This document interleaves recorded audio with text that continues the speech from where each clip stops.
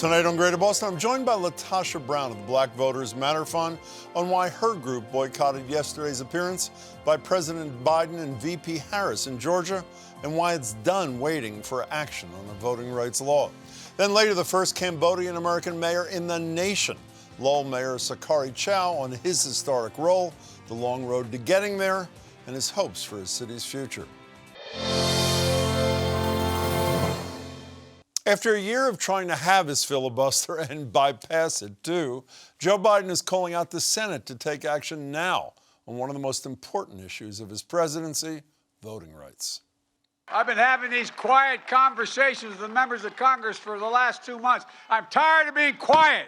I believe that the threat to our democracy is so grave that we must find a way to pass these voting rights bills.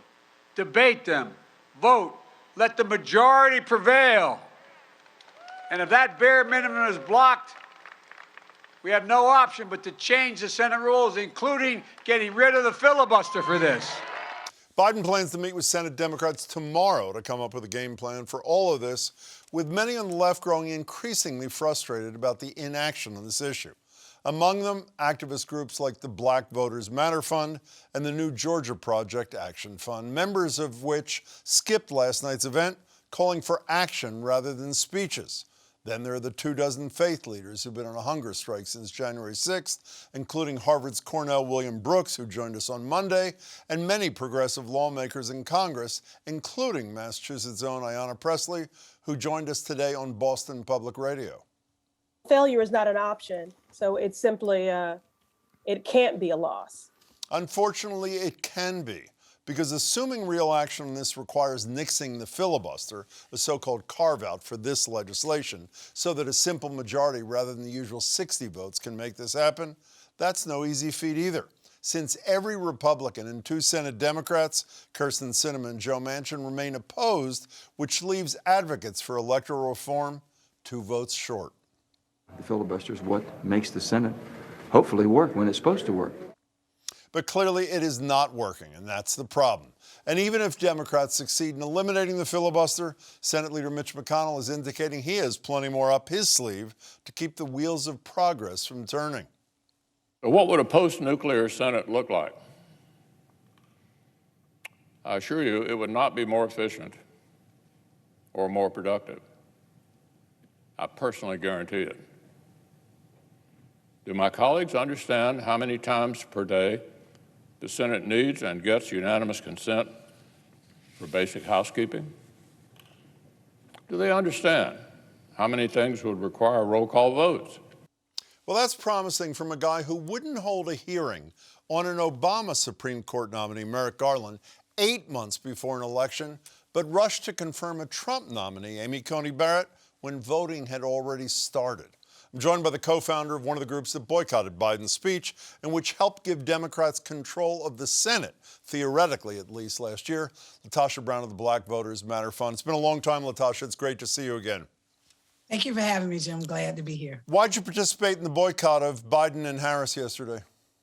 You know, part of what we wanted is our goal wasn't to be antagonistic or combative, but it was to send a clear message that this was a critical issue for us and that we were interested in no longer just hearing a speech. We felt like the time had passed for that, is long gone since we're at the point of speeches, and that we needed action. And that many of the things that the president was good to hear, I thought it was a good speech. It was good to hear the president really reiterate some of the things that we've been talking about for the last year. We have been begging the president to consider a carve out of the filibuster. We have been begging the president to actually use the fullness of his power as president to put pressure on Manchin, Sinema, and any other senators to really be able to make sure that we get this legislation. We've been begging the president to make this a priority. And so it was good to see him at least acknowledge that he's been silent on this issue, which is part of the reason why we wanted to make sure yesterday that our presence, that we were not trying to be disruptive to the meeting, but we wanted to do is to send a clear message that this was not the time for speeches. This is the time for real work and deliverables. What does he do, though, to convince the Manchins and the Sinema that he hasn't already tried to do? You know, I mean, I think that there's a number of things that even about his own account, he said that I've been having silent conversations with members or whatever. Many of us have always felt that he could use the public framework and the momentum of the public.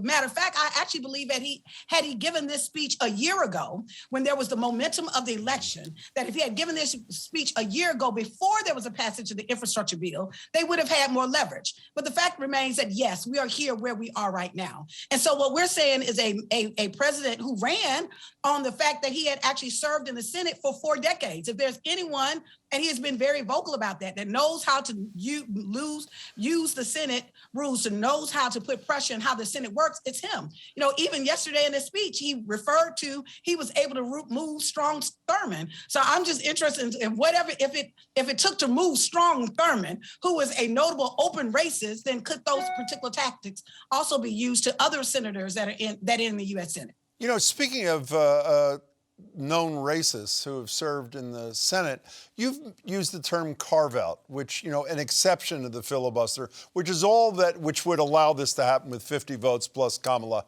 Harris, which is all that Joe Biden is looking for. People like Ayanna Pressley, who, as I said, was on our radio show today, see the whole filibuster as she said, as a relic of Jim Braude. Does the whole filibuster have to go, or are you just focused on this piece of legislation? No, at this moment, we're dealing with, I'm being pragmatic. At this moment, what we are calling for is we want to get this legislation passed. And we know that we can't do that if there is not a filibuster. And we know that the more likely, the likelihood of some of the senators actually receiving it is if there is a carve out at this particular moment. But yes, the filibuster itself is a relic of the past, and it has been used and weaponized in a way to stop and slow down civil rights and voting rights legislation historically. You know, but I think there's even a deeper issue. More than just saying that we've got to get rid of the filibuster, we have to really be honest about how we need structural change for the whole organization of the U.S. Senate.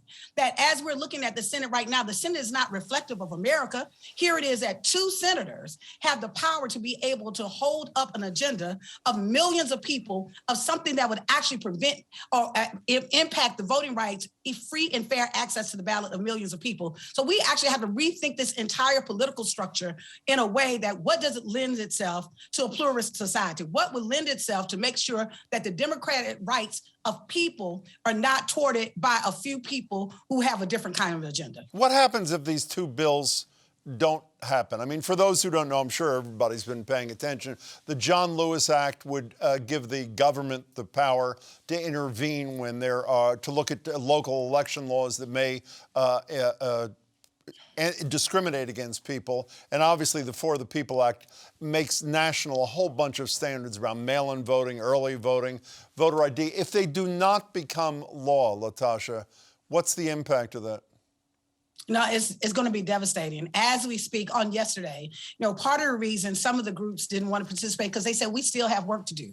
You know, as the speech was happening, there were groups that were working in Lincoln County, Georgia. In that county currently right now, the Republicans have put forth a proposal to close in a rural county where there's no public transportation available, to close every single polling site with the exception of 1, right? And so we're looking at these attacks in Fulton County where I live, which is the most populous county in the state of Georgia. You know, there's an attempt right now for the Republicans to actually take over the election board. They've already started removing people from the election board so that they can actually undermine kind of the effectiveness of that. And then they've given themselves power with the SB 202 that was passed last year that actually helps them weaponize the administrative process and gives them power to actually even overturn results, to actually challenge the results. And so when we're looking at what's happening, what I think is going to happen, I think it's going to be exacerbated. I think we're going to even see it. The question even for me is that we need those 2 bills to stop the bleeding. But the truth of the matter is, it is so deeply embedded that this voter suppression has been so deeply embedded in the system right now.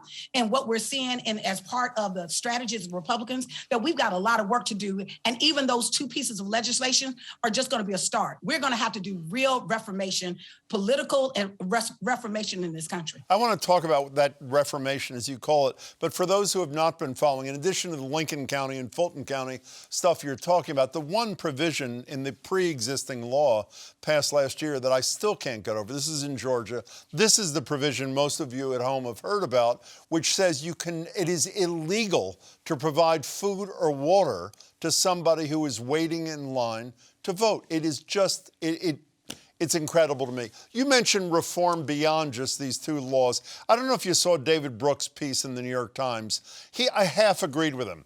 The half I didn't agree with, he says the Democrats have the wrong target, that these laws that you're fighting for, that Joe Biden and Kamala Harris are fighting for, aren't addressing the most important issue. And this is the part where I do agree. Whether it's most important, it's at least as important. The Washington Post did a tally. You've probably seen this, and calculated there are 163 Republicans running for statewide office, election-related offices, who've embraced the big lie that the election was stolen in 2020, that Joe Biden is not the legitimate president of the United States. What is an organization like Black Voters Matter doing about the fact that if these people get in place, no matter what happens with these two voting rights bills, people are really screwed? I mean, it's terrible. We can only do what's in the realm of what we have the power to do. And what we've been doing is there's kind of three approaches that we've been taking. One, we've actually been filing lawsuits. We have lawsuits filed in several states right now, including the state of Florida, that in many ways have been suggesting that they wanted to go so far to even have police officers to do oversight of drop boxes. In the state of Georgia right now, the legislative session just started. There's a bill right now to eliminate off-site voting altogether in the state of Georgia. When you're looking at, we're seeing this all across the country. I want people to understand this is not just about one bill or just about this legislative fight at this moment.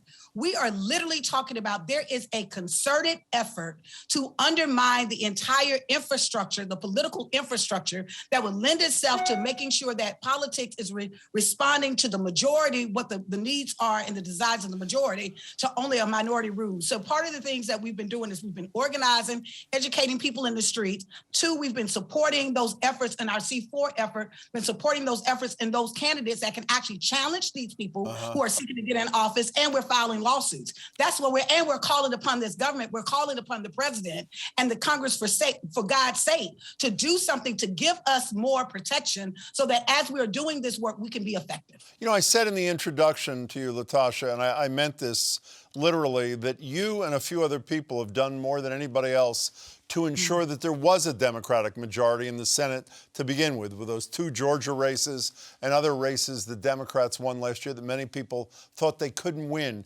These local laws, the 19 states that have passed legislation trying to reduce the likelihood that people vote, are targeted, as you know better than anyone, at people of color, at low-income people, the exact same people you convinced to come out and vote for Biden and Harris and the Democrats in Congress. If the Democrats can't produce those extra votes, forget the Republicans in the Senate, and there are no protections on the federal law, what do those same people do when it's time for the midterm elections in 2022? It's severely unfortunate, but what I think those same people will do, I think they will stay home.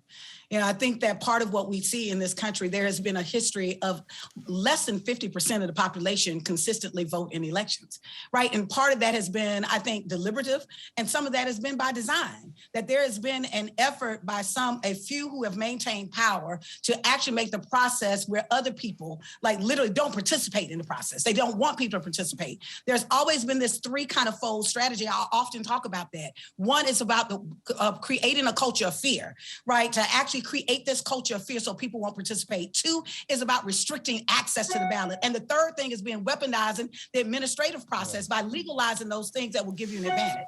And that's what we're seeing. I think that there's some people that will stay home, but I also think that my work has never been driven by putting a political party in power. My work is driven by, one, to reduce the harm to our community and make sure that we are part of the governing process of that is how real democracy is made. And so as tough and as terrible as things are now, believe it or not, Jim, I think that we have a remarkable opportunity. We have a remarkable opportunity to lean in, to get people engaged, to literally have people to take over this process and really create the the kind of America that we all desire and we all deserve. Okay, I'm so glad you said that, because I have to say, every time you're here, I'm usually feeling down about the state of democracy, and you never fail to make me feel better and more hopeful.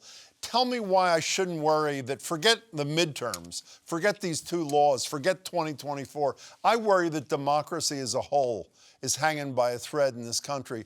Convince me why I shouldn't have that fear, LaTosha. Well, I have two things. So one, I'm a native of Selma, Alabama. And so I often have to remind myself that there were 600 Black people in Selma, Alabama that got on a bridge that did not have government on their side. Matter of fact, they didn't have a lot of political capital. Neither party, the Dixiecrats or the Republicans at the time, were supporting them, right? They didn't have, matter of fact, they were met at the foot of that bridge, right, with dogs and billy clubs. Somehow those people that didn't have the political capital, didn't have a lot of resources, didn't have the kind of leverage that other people had, and many folks said it will never happen, including the president himself. What were they able to do? They were able to change the course of history because they stood on principle. And I have to remind myself that the way that even this country was founded, that when we look at things that have happened, it has always been the committed few that have stood in a space on principle and continue to engage and to move forward. That is really how transformation happens. That's how change happens. And in the midst of all of this that is happening around the democracy that we know and that we're familiar with, even at the expense of creating something new and stronger and more equitable and inclusive, that is what gives me hope. And what I am sure of, that is going to happen, because when people work together, we win. That's what I was looking for. LaTosha Brown, good luck in your work. It's really good to see you. Thanks so much. Thank you. Good to see you again. Yeah. Lowell's new mayor, Sokhary Chau, made history last week when he was inaugurated as the first Cambodian American mayor in the country. City Council unanimously picked him for the role after November's municipal election. Mayor Chau came to the U.S. as a refugee, having escaped the Khmer Rouge as a child, along with his mother and 6 siblings, after his father was executed in 1975. Now he leads a city that is the second largest Cambodian American population in the U.S., with almost a quarter of its population identifying as Asian American. We cannot change our past or take back the sorrows from where we came, but together we can fashion a brighter future. We cannot change the world, but collectively we can make historic change in Lowell. To the Cambodian diaspora around the world, we can no longer be just victims. It is our time now to be leaders and to succeed. Mayor Chau joins me now. Mr. Mayor, congratulations and good to meet you. Thank you, Jim. Thank you for having me on. I just want to take this opportunity to greet all the Cambodian diaspora in the Commonwealth, and I think around the world that would be able to see this show as well. You know, it's not just your elevation. I was reading about the government in Lowell. 4 years ago, the council was all white, thanks to federal intervention, a lawsuit, not unlike what we were talking about in terms of federal action with LaTosha Brown a minute ago. The council is much more diverse, and my understanding is your opponent, who ultimately withdrew, is Cambodian American as well. Is that not true? That is correct. He is also a Cambodian American immigrant like myself. Very happy to have served as a councilor with him last term. Last term, I won for the first time as a councilor at large for the entire city. And this term, because the result of the lawsuit that changed the election system to hybrid at large and district, and as a result of the lawsuit too, we have to create 2 districts that have to be majority minority. And what that means is that the majority of the residents in that neighborhood have to be of minority class. And I'm in one of those 2 neighborhoods that is considered majority minority. And I ran for district this term, and I am lucky to have been reelected. And I felt that even though we have 8 districts, really it's just one city. And it's always been important to me, even as a councilor at large. I felt that very important that to unite all the communities And when I say communities, I also mean not only the neighborhoods, but also different ethnic groups. Lowell is a very diverse city. I know that. It's a city of immigrants, and it's a gateway city. And I feel that it's important to bring everybody along together, whether you are a district councilor, you're at-large councilor.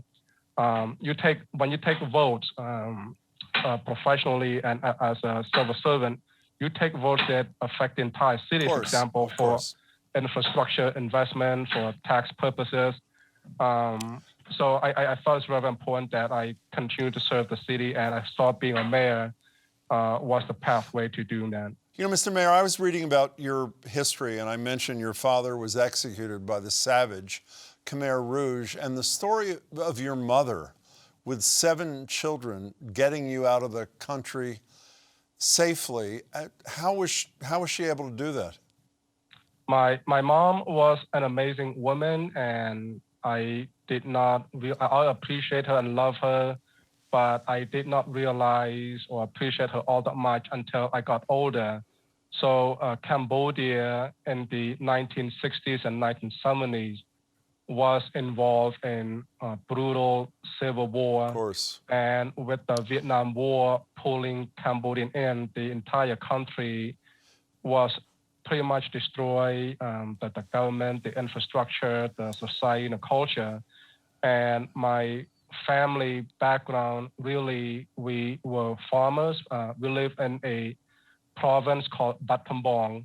Battambang is one of the largest provinces in Cambodia. And Cambodia in general, it is an agrarian society. You have the capital, which is Phnom Penh. Mm-hmm. Phnom Penh is like New York. It's a commerce city. And Battambang, relevant to America, it's like the heartland of the country. Rice being the #1 crop in Cambodia, Battambang was well known for growing crops. So we were rice farmers and orange farmers as well. But because of the war, my father joined the army, and he quickly rose through the ranks to captain. And in 1975, the Khmer Rouge, they won, basically, in short.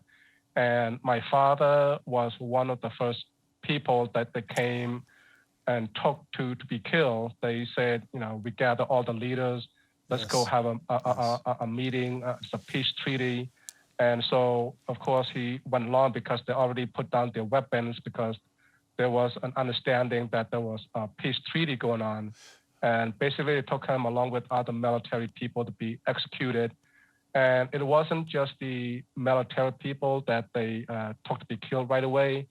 A lot of well-known people like doctors or well-known teachers. I know that. They took to be killed right away. And my mom with 7 kids, right off the bat, in the midst of chaos, and there was a massive evacuation, very similar that happened in recent history, like in Afghanistan. That just chaotic and massive evacuation by foreigners. So we were forced to leave our homes into the countryside, basically to be back to slave laborers, to work in the fields, to work in the mines. Many families were separated, and during that whole 4 years, as you know from other stories of killing fields, of course, you pretty much pray every day and every night. You don't know when the Khmer Rouge, the soldiers, would come for you. They usually come for you in the night, and so every night was a nightmare. Mr. Mayor, yes. I read the beautiful, beautiful tribute you wrote to your mother on Facebook. I just have time for one more quick thing. Did she ever get to vote for you for office in Lowell? She's always been a voter. And just quickly, my mom, she was illiterate, and she cannot read or write because women back then, especially when you grew up on the farm, were discouraged to get education. And in America, she always wanted to become an American citizen. Mm-hmm. And she struggled because she didn't read or write, but just through memorization, she was able to pass the U.S. citizenship test. And since she became a citizen, she always voted. And she voted for me the first time when I ran in 2017. And she voted for me in 2019. That was the first time that I won. And I was inaugurated in January 2020. She came into the chamber. She gave me a big kiss. And last year was the election for this term. She voted for me. She did the early voting in October. She went to the senior center, voted for me. So that was, her health was failing, but she was able to vote. And then she was hospitalized after the election. And we talked about mayorship, and she understood it in a way, but we don't have the type of language in our country. But she understood it, and she knew that I was going to do well. And I was very proud of the fact that she voted. She got a chance to vote for me before she passed away. Mr. Mayor, all I have time to say is I didn't know your mother, but I admire what she did, and I'm sure she's very proud of where you are today. Mr. Mayor, good luck in your term, and it's a pleasure to meet you. Thanks so much for being here. Thanks so much. Thank you. Thank you, Jim. Thank you, everyone. Thanks so much for having me on the show. Thank you. Have a good night. That's it for tonight. Please come back tomorrow when the new U.S. Attorney from Massachusetts, it's Rachel Rollins, joins me for her first interview since this week's swearing in. Plus, epidemiologist Michael Mina on everything you need to know about rapid tests, Omicron, and the future of the pandemic. That and more tomorrow at 7. Thank you for watching. Stay safe and stay tuned next for another installment from the GBH News Curiosity Desk.